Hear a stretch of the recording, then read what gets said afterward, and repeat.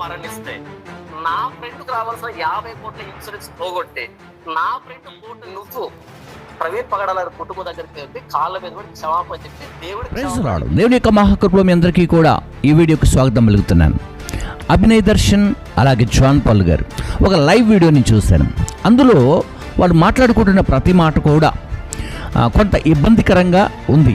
ఏంటి విషయం అంటే, నువ్వు ఆన్లైన్ బెగ్గర్ అంటే నువ్వు ఆఫ్లైన్ బెగ్గర్ అంటూ వాళ్ళు మాట్లాడుకుంటున్నారు.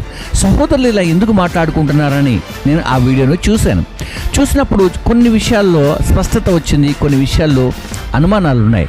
అందులో భాగంగానే ఈ మాట కూడా మాట్లాడుకోవడం జరిగింది. 3 కోట్ల ఇన్సూరెన్స్ ప్రవీణ్ పగడాల గారి కుటుంబానికి రాలేదు, అన్యాయం జరిగిందంటూ మాట్లాడారు. సో ఈ విషయాలన్నీ కూడా మీ అందరి కోసం ఈ వీడియోలో ముందుకు వెళ్దాం రండి.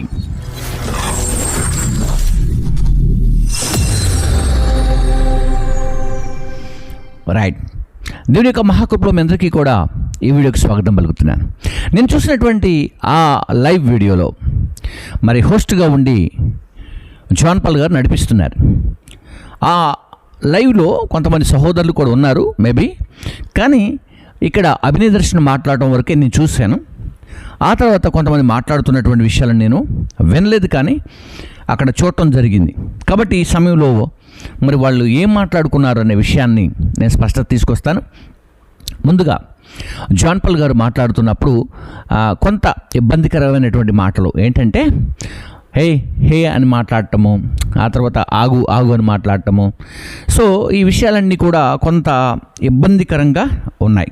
ఎందుకంటే ఈ విషయాన్ని నేను స్పష్టత ఇస్తాను. మనము ఒక వ్యక్తిని లైవ్లోకి తీసుకున్నప్పుడు, మీరు హోస్ట్గా ఉన్నప్పుడు ఆ వ్యక్తి శత్రువు అయినప్పటికీ కూడా ప్రేమగానే మాట్లాడాలి. ఆ వ్యక్తితో మీరు ఎంత అతను స్వార్థపరుడైనా, అతను ఎలాంటి వ్యక్తి అయినప్పటికీ కూడా ఆ వ్యక్తితో మీరు ప్రేమగానే మాట్లాడాలి. ఈ సమయంలో నేను ఒక మాటను మీకు గుర్తు చేస్తాను. గలతీ పత్రిక 6వ అధ్యాయం 14వ వచనంలో ధర్మశాస్త్రమంతయు నిన్ను వలె నీ పొరుగు వారిని ప్రేమించు అనే దానిపైనే ఆధారపడింది. అంతేకాకుండా మనకున్నటువంటి కోర్టులు ఉన్నాయి, ఏమండి, సుప్రీంకోర్టు కావచ్చు, లేకుంటే మనకున్నటువంటి లోకల్ మెజిస్ట్రేట్స్ అయినా కానీ ఒక ముద్దాయి అక్కడ నిలబెట్టినప్పుడు కోర్టులో ఉన్న ప్రతి ఒక్కరు కూడా ఇతడు ముద్దాయి అని చెప్పేసి అందరూ వారికి ఇష్టం వచ్చినట్టు మాట్లాడరు, గౌరవించే మాట్లాడతారు. సో కాబట్టి మీరు తనని లైవ్లో తీసుకున్నారు కాబట్టి అతను ఎవరైనా, ఇప్పుడు ఆ అభినయ దర్శన గురించి మాట్లాడతల్లా, మీ లైవ్లోకి ఎవరో ఏ వ్యక్తి వచ్చినప్పటికి కూడా ఆ వ్యక్తి ఒకవేళ పొరపాటు చేసిన వ్యక్తే కావచ్చు, అన్యాయం చేసిన వ్యక్తే కావచ్చు, ఎవరు వచ్చినప్పటికీ కూడా ఆ వ్యక్తితో మీరు కొంచెం ప్రేమగా మాట్లాడుంటే బాగుండేది. అందులో మీకు ఆరోగ్యం కూడా బాగోలేదని మీరు చెప్పడం నేను విన్నాను. మిమ్మల్ని చూస్తుంటే కూడా ఆరోగ్యం బాగోలేనట్టుగానే కనిపిస్తున్నారు, కనుక మీ ఆరోగ్యం బాగుండాలని మీకోసం కూడా నేను ప్రార్థన చేస్తాను. ఈ సమయంలో మనం ఇక టాపిక్లోకి వెళ్దాం. ముందుగా మీరు మాట్లాడుకుంటున్న విషయాల్లో అసలు విషయం ఏంటంటే, ఆన్లైన్ బెగ్గర్, ఆఫ్లైన్ బెగ్గర్, ఈ 2 పదాలు క్రీస్తును నమ్ముకున్నటువంటి మీరు, లేకుంటే క్రీస్తులో కొనసాగుతున్నటువంటి మీరు, పరిచర్యలో ముందుకు వెళ్తున్నటువంటి మీరు, మిమ్మల్ని మీరు కించపరచుకోవటం అనేది ఇక్కడ చాలా ఇబ్బందికరంగా ఉంది. ఎందుకంటే ఎప్పటికైనా అడుక్కునే బ్యాచ్, లేకుంటే చేయి చాపే బ్యాచ్, లేకుంటే ఇంకొక రకమైనటువంటి బ్యాచ్ క్రీస్తులు ఉండకూడదు. ఒకవేళ మీరిద్దరూ అలా విమర్శించుకోవాలి అనుకుంటే ఇలాంటి లైవ్లో కాదు, మీరు సొంతంగా కలుసుకోండి, ఒక ప్లేస్ టైం పెట్టుకోండి, మీ ఇష్టం వచ్చినట్టుగా మాట్లాడుకోండి. కానీ ఇతరుల ముందు లైవ్లోకి వచ్చి ఎలా మాట్లాడుకోవటం అనేది ఇది కొంచెం అసభ్యకరంగా కనిపిస్తుంది. కాబట్టి జాన్ పాల్ గారికి అలాగే అభినయ్ కూడా నేను శుభాలు తెలియజేస్తున్నాను. సరిచేసుకోవటం మంచిది, ఓకేనా? సరిచేసుకోవటం అనేది మంచిది. తప్పు చేయక ఎవరూ లేరు. తప్పు చేసిన వ్యక్తి సరి చేసుకోవాలి, మరలా తప్పు చేయడానికి ప్రయత్నం చేయకూడదు. పాపం చేసిన వ్యక్తి పాపాన్ని ఒప్పుకోవాలి, మరలా పాపం చేయకూడదు. కాబట్టి క్రీస్తులో పరిచర్యలో ఉంటున్నటువంటి మీరు ఇలా పోట్లాడుకోవటం అనేది మంచిది కాదు. అభినయ్ దర్శన్, నువ్వు తప్పు చేసావు అనుకో, తప్పు చేసిన విషయాన్ని దాన్ని ఎక్స్క్లూజివ్ చేసుకోవడానికి మాత్రమే పనికొస్తుందే తప్ప మరలా దాన్ని నేనేం చేయలేదని దాన్ని రికవర్ చేసుకోవడానికి మీరు ప్రయత్నం చేయకూడదు. అలాగే జాన్ పాల్ గారు కూడా ఒక వ్యక్తి తప్పు చేశాడు కదా అని తనని ఇంకాస్త నొప్పించడానికి మనము ప్రయత్నాలు చేయాలి. సరి చేయటానికి, బాగు చేయటానికి మాత్రమే ఉండాలి. అయితే బైబిల్ ఏం చెబుతా ఉందంటే, ఒకవేళ ఈ ఆన్లైన్ బెగ్గర్ గురించి కానీ లేకుంటే ఆఫ్లైన్ బెగ్గర్ గురించి కానీ ఏం చెబుతా ఉంది బైబిల్ అంటే, ఇక్కడ బెగ్గర్ అనే పదాన్ని తీసి పక్కన పెడదాం. బెగ్గర్ అనే పదాన్ని తీసి పక్కన పెడదాం. క్రీస్తులో ఎవరైనప్పటికీ కూడా, ఎంత పెద్ద సావుకులైనప్పటికీ కూడా, లేకుంటే మిషనరీస్ అయినప్పటికీ కూడా, బోధకులైనప్పటికీ కూడా, సంఘాలు నడిపించే కాపురులైనప్పటికీ కూడా, ప్రవక్తలైనప్పటికీ కూడా, ఎవరికైనా దేవుడు కొన్ని విషయాలను పెట్టాడు బైబిల్లో. కొన్ని సంపాదించుకోమన్నాడు, కొన్ని సంపాదించుకోవద్దని చెప్పాడు. జ్ఞానమును సంపాదించుకోమన్నాడు, అర్థమవుతుందా? కొన్ని సంపాదించుకోమని చెప్పాడు దేవుడు, కొన్ని సంపాదించుకోవద్దన్నాడు. అవేంటో రెండు విషయాలు చెప్పిన తర్వాత నేను ఈ ఇన్సూరెన్స్ గురించి మాట్లాడాలని ఇష్టపడుతున్నాను. సో ఈ టైంలో మీ అందరి కోసం నేను ఒక మాటను చదివి వినిపించాలని ఆశపడుతున్నాను. సో ఈ టైంలో మరి జాన్ పాల్ గారు కానీ అదే దారిలో మరి అభినయ్ దర్శన్ కానీ దయచేసి మీరు వినాలి, సరిచేసుకోవాలి. నేనేం తప్పు చేసినోడిని కాదని ఎవరు అనటానికి వీలు లేదు. ఒకవేళ ఈ సమయంలో మీరు మంచివారు కావచ్చు, కానీ మరొక వ్యక్తిని గౌరవించడం అనేది కూడా చాలా ప్రాముఖ్యమైనది. కాబట్టి ఈ సమయంలో మనం చూసుకుందాం. ఏమంటున్నాడు బైబిల్ గ్రంథంలో అంటే, సామెతల గ్రంథంలో 13వ అధ్యాయంలో 11వ వచనంలో ఈ మాట సెలవిస్తూ ఉంది. ఇంతకుముందు నేను చెప్పాను కదా, ఎవరైనా సరే, క్రీస్తులో ఉన్నవారు ఎవరైనా పర్వాలేదు, క్రీస్తులోనే కాదు ప్రపంచంలో ఉన్నవారు ఎవరైనా పర్వాలేదు. ఏం చెబుతుంది బైబిల్ అంటే, మోసము చేత సంపాదించినటువంటి ధనము క్షీణించిపోవును. ఓకే, మోసం చేసి ఎవరైతే సంపాదిస్తారో ఆ డబ్బు ఎంత ఉన్నప్పటికీ కూడా క్షీణించిపోతుంది, ఆ ధనం ఎంత ఉన్నప్పటికీ కూడా పాడైపోతుంది అని బైబిల్ చెబుతుంది. ఇంకో మాట ఉంది చూడండి, అక్కడ క్షీణించిపోను, కష్టము చేసి కూర్చుకుని వాడు తన ఆస్తిని వృద్ధి చేసుకుంటాడు. ఓకే, ఎవరైనా సరే ఇప్పుడు ఎవరో సంపాదించుకున్నారు కదా, మనం బైబిల్లో చెబుతాం, ఒక లోకమంతా సంపాదించుకున్నవాడు ప్రాణం పోగొట్టుకుంటే ఏం లాభం? అర్థమవుతా? లోకంలో ఉన్నదంతా సంపాదించుకుంటే ఏ లాభం? మరి లోకంలో సంపాదించుకుంటేనే ప్రాణం పోగొట్టుకుంటే లాభం లేదు, లోకంలో ఉన్నదాన్ని సంపాదించుకుంటే ఏం లాభం? కాబట్టి మోసం చేసి ఎవరు కూడా సంపాదించుకోకూడదు. ఇంకొక మాట మీకు తెలియజేస్తాను. సామెత గ్రంథంలోనే 21లో ఇంకొక మాట ఉంటుంది. ఏమని ఉంటుందో ఆ మాట కూడా మీకు వివరించిన తర్వాత నేను చూపిస్తాను. అబద్ధములాడి ధనమును సంపాదించుకొనుట ఊపిరితో సాటి. చాలా జాగ్రత్తగా గమనించాలి. అబద్ధాలాడి ఎవరైతే సంపాదించుకుంటారో, ఏమండి, మోసం చేసి ఎవరైతే సంపాదించుకుంటారో, ఏమంటే ఇక ఇతరులను గాయపరిచి ఎవరైనా సంపాదించుకుంటారో, ఇతరులను బెదిరించి ఎవరైతే సంపాదించుకుంటారో, అది ఏదైనప్పటికీ కూడా దేవుని ఎదుట తప్పు, లేకుంటే అది మోసము. అలా సంపాదించుకున్నది ఏది కూడా దేవుని సన్నిధిలో నిలబడదు అని వాక్యం సెలవిస్తూ ఉంది. ఇప్పుడు కమ్ టు ద పాయింట్. మనం ఏ విషయం అయితే మాట్లాడుకుంటున్నామో దాని గురించి మాట్లాడుకుందాం. చూద్దామా ఒకసారి ఈ వీడియో చూద్దాం. సో నేనేమంటున్నానంటే, నన్ను ఒక కోట్ల రూపాయలు దండుకున్నాను. మార్చి 25 నుంచి జూన్ 15 వరకు నా అకౌంట్ నంబర్ నీట్గా యూట్యూబ్ లో ఉంది. బ్యాంక్ మేనేజర్ తెలుసుంటే వెళ్ళి నువ్వే ట్రాన్సాక్షన్స్ తెస్తావా, నన్ను తెమ్మంటావా, రేపే లైవ్ లో కూర్చుందాం ఇద్దరం. నా అకౌంట్ 20 లక్షలు కనీసం 20 లక్షలు కనీసం ట్రాన్సాక్షన్ అయి ఉంటే, కనీసం 20 లక్షలు పడి ఉంటే నా యూట్యూబ్ అకౌంట్ నేను నా యూట్యూబ్ ఛానల్ క్లోజ్ చేయడానికి నేను రెడీ. నువ్వు క్లోజ్ చేసుకుని రెడీనా? ఓకే, ఇప్పుడు నా ప్రశ్న పూర్తిగా, నువ్వు యాక్సెప్ట్ చేస్తావా? ఛాలెంజ్ యాక్సెప్ట్ చేస్తావా? ఇది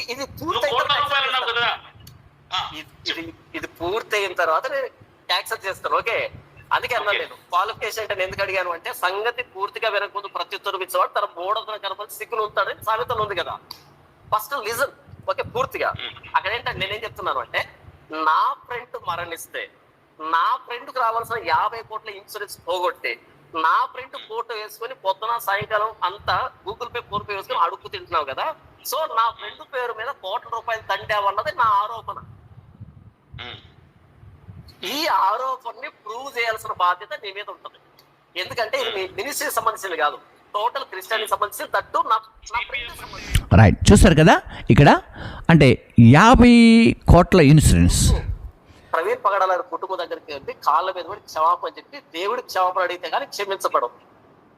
ఇది నువ్వు చేసినటువంటి ద్రోహం. ఆ కుటుంబానికి వాళ్ళు ఇండియా వదిలిపెట్టి అమెరికాకి పారిపోయేంత ద్రోహం చేశావు, వాళ్ళకు ద్రోహం చేశావు, అలాగే క్రైస్తవ సమాజానికి ద్రోహం చేశావు. నీ మాట విని అది హత్య అని అందరు అరవడాన్ని బట్టి ఉన్న ఎవిడెన్స్ బయటపడి ఈరోజు క్రైస్తవం నవ్వులు పాలైంది.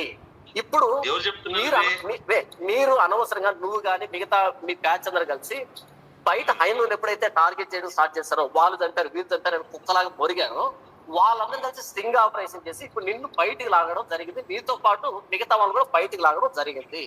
ఈ రోజు క్రైస్తవుల గురించి బయట ఎంత నెగిటివ్ టాక్ నడుస్తుందంటే ఓన్లీ రీజన్ అభినయ్ దర్శన్ అనే నువ్వు మాత్రమే ఆ రోజు ఆ కంప్లైంట్ చింపి పడేసావు లోపల, ఆ కంప్లైంట్ చింపి పడేసావు. కాబట్టి విని చెప్తాను. ఇప్పుడు నాకు జరిగిన నష్టం ఏమీ లేదు. రెండవది, ప్రవీణ్ పగడాల గారి కుటుంబం యొక్క కాళ్ళు పట్టుకోవాల్సిన ప్రథముడివి నువ్వే. ఎందుకంటే రీసెంట్ కూడా ఒక వీడియో చేశావు, ప్రవీణ్ పగడాలకు వాక్యం చెప్పడం రాదు, ఎప్పుడైనా నిర్గమకాండం కోసం చెప్పాడంటూ ఆయనకు వాక్యం చెప్పడం కూడా రాదని చనిపోయిన వ్యక్తిని గురించి తప్పుడు మాటలు చెప్తూ ఆయనకు వాక్యం చెప్పడమే రాదు, ఆయన ఇప్పుడు మన జాన్ పాల్ గారు అంటున్నారు. లేకపోతే మీరు తప్పు చేశారు కాబట్టి ఒకసారి ప్రవీణ్ పగడాల గారి కుటుంబాన్ని కాళ్ళు పట్టుకున్నాం, లేకుంటే క్రైస్తవులకు క్షమాపణ చెప్పో మీరు బ్రతకాలన్నట్టుగా కూడా ఈ సందర్భాన్ని తీసుకొచ్చారు. సో నేను ఏమంటున్నానంటే అది మీ పర్సనల్ విషయం, అది దానికి నేను కామెంట్ చేయట్లేదు, దాని గురించి మాట్లాడట్లేదు. ఇప్పుడు నేనేం మాట్లాడబోతున్నానంటే ఇన్సిడెంట్స్ పాయింట్ గురించి మీరు మాట్లాడుకోవాల్సిన అవసరము లేదు అని చెబుతూ, అదే టైంలో జెస్సికా సిస్టర్ గారికి అలాగనే కిరణ్ పగడాల గారు ఉన్నారు, వాళ్ళ సహోదరులు. సో వారందరూ కూడా మనం విన్నాం, చూసాం. అయితే ఎక్కువగా క్రైస్తవ్యము ఏం చేసింది అంటే కుటుంబానికి లేనటువంటి బాధ్యత ఎక్కువగా ఓవరాల్గా క్రైస్తవ అభిమానులు ఈ విషయాన్ని ఎక్కువగా టేకప్ చేశారు. ఇది టేకప్ చేయటం వల్ల ఏమైందంటే కుటుంబం వాళ్ళందరూ కూడా మరుగున పడిపోయి ఇలాగ వచ్చిన వారందరూ కూడా ఫేమస్ అయిపోయారు. ఈ ఈ కేసుని స్టడీ చేసినటువంటి వారందరూ కూడా ఏమయ్యారంటే చాలామంది ఫేమస్ అయిపోయారు. అదే దారిలో కొంతమంది సంపాదించుకున్నారా, కొంతమంది సంపాదించుకోలేదా అనే విషయాన్ని కూడా నేను మాట్లాడను, ఎందుకంటే అది నా విషయం కాదు. కాబట్టి ఇప్పుడు నేను ఏమంటున్నానంటే అసలు 50 కోట్ల ఇన్సూరెన్స్ రాకపోవటానికి గల కారణం ఒక అభినయ్ దర్శనో, లేకుంటే ఇంకొక అజయ్ బాబు, లేకపోతే ఇంకొక వ్యక్తి కాదు. ఎందుకు కాదు అంటే యాక్చువల్గా ఆంధ్రప్రదేశ్ గవర్నమెంట్ అక్కడ చేసినటువంటి ఆ కేసు స్టడీలో అతను డ్రంక్ అండ్ డ్రైవ్ చేశాడని ఆ కేసును గురించి అక్కడ ఉన్నటువంటి ప్రభుత్వమే నివేదిక ఇచ్చింది, పోస్ట్ మార్టం రిపోర్ట్ ఇచ్చింది. తద్వారా జరిగే పరిణామం ఏంటంటే ఒక అజయ్ బాబు ఆపితేనో, లేకుంటే ఇంకొక జాన్ పాల్ గారు ఆపితేనో, ఒక సోల్మన్ ఆపితేనో, లేకపోతే ఎవరో అక్కడ ఉన్నటువంటి సహోదరులు ఆపితేనో, లేకుంటే మనకు ఉన్నటువంటి రాష్ట్రాల్లో ఉన్నటువంటి గవర్నమెంట్ వారు ఎవరైనా ఆపితేనో ఆ ఇన్సూరెన్స్ ఆగదు. ఎందువల్ల ఆగుతుంది? ఒకసారి మీకు ఈ వీడియోన ప్రక్కన క్లిప్ వేస్తున్నాను, మీరు అది స్టడీ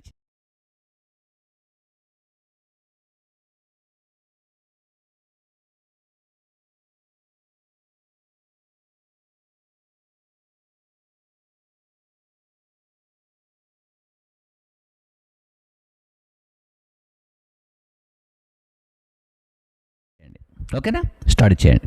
ఏమని చెబుతా ఉంది అంటే ఎవరైనా డ్రంక్ అండ్ డ్రైవ్ చేసి చనిపోతే, అర్థమవుతుందా, లేకపోతే యాక్సిడెంట్ ద్వారా చనిపోతే, లేకపోతే వెళుతున్నప్పుడు ఈ వేరే వ్యక్తికి గనుక ఇతను వెళ్ళి గుద్దేస్తే ఆ వ్యక్తి కూడా చనిపోతే అనే విషయాలు ఉంటాయన్నమాట. ఇన్సూరెన్స్ కొన్ని విషయాల్లో పెట్టారు. సో ఆ విషయాలు ఏం పెట్టారు? థర్డ్ పార్టీ ఒకటి, మెయిన్గా ఉన్నటువంటి వ్యక్తి మరొకరు. సో కాబట్టి ఇప్పుడు మీరు వీడియో చూస్తున్నారు కదా, ఇందులో ఏం రాయబడిందంటే డ్రంక్ అండ్ డ్రైవ్ చేసినటువంటి వ్యక్తికి ఏదైనప్పటికీ కూడా ఇన్సూరెన్స్ క్లెయిమ్ కాదు. ఓకేనా, ఇన్సూరెన్స్ క్లెయిమ్ కావాలి అంటే ఆ వ్యక్తి పర్ఫెక్ట్గా ఉన్న వ్యక్తి అయి ఉండాలి. పోస్ట్ మార్టం రిపోర్ట్లో కూడా డ్రంక్ అండ్ డ్రైవ్ చేశాడనేది కంప్లీట్ రాకూడదు. ఓకేనా, సో దానివల్ల వారికి రావాల్సినటువంటి 50 కోట్ల రూపాయల మరి ఇన్సూరెన్స్ ఆగిపోయిందే తప్ప ఇది క్రైస్తవులు ఆపితేనో లేకుంటే ఇక్కడ కూర్చున్న అభినయ దర్శన ఆపితేనో ఇది ఆగిపోలేదు. ఈ విషయాన్ని మీరు గమనించకుండా లైవ్లోకి వచ్చిన తర్వాత మీ వల్ల జరిగిందంటే ఈ విషయాలు మీరు మాట్లాడుకుంటూ ఉంటే చూసే వాళ్ళకి కొంత ఇబ్బందిగా ఉంటుంది. కాబట్టి ఒకవేళ ఇందులో ఏదన్నా ఈ విషయాన్ని గమనించండి, ఇందులో ఏదైనా ఒకవేళ పొరపాటు లేకుండా ఉంటే జెసికా గారు ఫైట్ చేస్తారు, అలాగే వాళ్ళ సహోదరులు వాళ్ళు ఫైట్ చేస్తారు, వాళ్ళ కుటుంబం ముందే వాళ్ళు చూసుకుంటారు. మీరు ఫ్రెండ్ అన్నారు, ప్రవీణ్ పగడాల గారికి ఫ్రెండ్ ఎవరు, జాన్ పాల్ గారు. నువ్వు ఫ్రెండ్ కూడా కాదు, మధ్యలో వచ్చావని మాట్లాడారు. ఫ్రెండ్ అయినా ఫ్రెండ్ కాకున్నా కుటుంబం ఉంది సార్, వారి సొంత కుటుంబం ఉంది, వారి ఫ్యామిలీ ఉంది కదా. ఆ ఇన్సూరెన్స్ ఎందుకు రాలేదో ఆ విషయాన్ని వాళ్ళు తెలుసుకున్న తర్వాత ఒకవేళ చట్ట ప్రకారంగా అది క్లియరెన్స్ అయిపోయి వారికి వస్తే హ్యాపీ, ప్రార్థన చేయండి, సహకరించండి. కానీ అది రాకుండా ఉండటానికి అడ్డు మాత్రమే డ్రంక్ అండ్ డ్రైవ్ అనే విషయాన్ని మరి ఇక్కడ ఇన్సూరెన్స్ చట్టం మనకి తెలియజేస్తూ ఉంది. కాబట్టి ఈ విషయాలు కూడా గమనించాలి. ఇక మీ ఇద్దరికి చివరిగా నేను చెప్పే విషయం ఏంటంటే, ఎప్పుడైనా సరే కలిసి మాట్లాడుకునేటప్పుడు లైవ్లో మరి జాన్ పాల్ గారికి మరి మీ ఆరోగ్యం కుదుటపడాలి, చక్కగా ఉండాలి. వెహికల్స్ కోసం కూడా ఏదో మాట్లాడుకున్నారు, ఏదో 7 సీటర్ అనో 5 సీటర్ అనో ఏదో కార్ల గురించి మాట్లాడుకుంటున్నారు.